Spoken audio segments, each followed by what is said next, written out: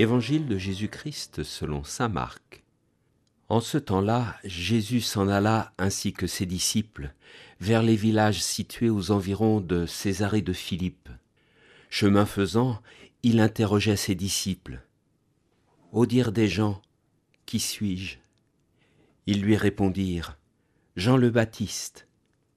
Pour d'autres, Élie. Pour d'autres, un des prophètes. Et lui les interrogeait. « Et vous, que dites-vous ? Pour vous, qui suis-je » Pierre, prenant la parole, lui dit « Tu es le Christ ». Alors, il leur défendit vivement de parler de lui à personne. Il commença à leur enseigner qu'il fallait que le Fils de l'homme souffre beaucoup, qu'il soit rejeté par les anciens, les grands prêtres et les scribes, qu'il soit tué et que 3 jours après, il ressuscite. Jésus disait cette parole ouvertement. Pierre, le prenant à part, se mit à lui faire de vifs reproches. Mais Jésus se retourna et voyant ses disciples, il interpella vivement Pierre. « Passe derrière moi, Satan.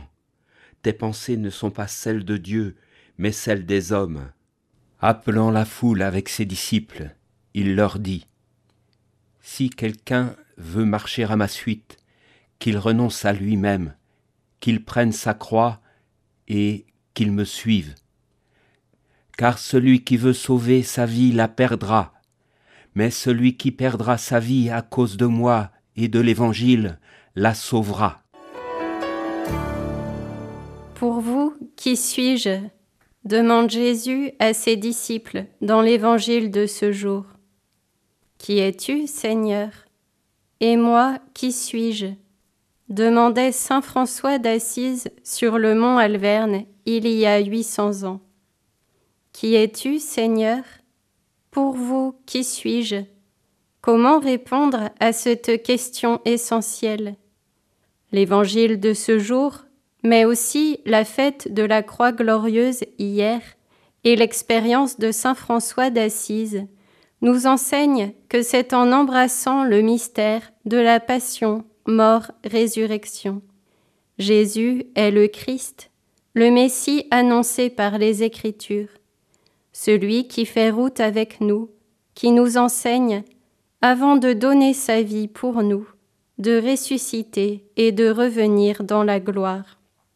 Accueillir un tel envoyé, un tel sauveur, qui est le chemin, la vérité et la vie, n'est pas sans conséquence pour nous, si nous voulons marcher à sa suite. Comme Pierre, nous pourrions être tentés de rejeter cette réalité âpre et angoissante.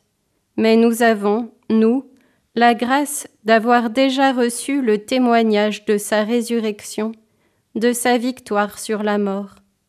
Nous avons la grâce d'avoir reçu le sens de cette vie livrée. Jésus nous l'a dévoilé la veille de sa passion, et nous en faisons mémoire à chaque Eucharistie. Nous avons aussi, en ce 8e centenaire de la stigmatisation de saint François d'Assise, l'exemple d'un frère qui s'est laissé totalement embraser par l'amour manifesté par le Christ crucifié. Cet amour qui l'a entraîné à tout quitter, à prêcher à toute la création la bonne nouvelle.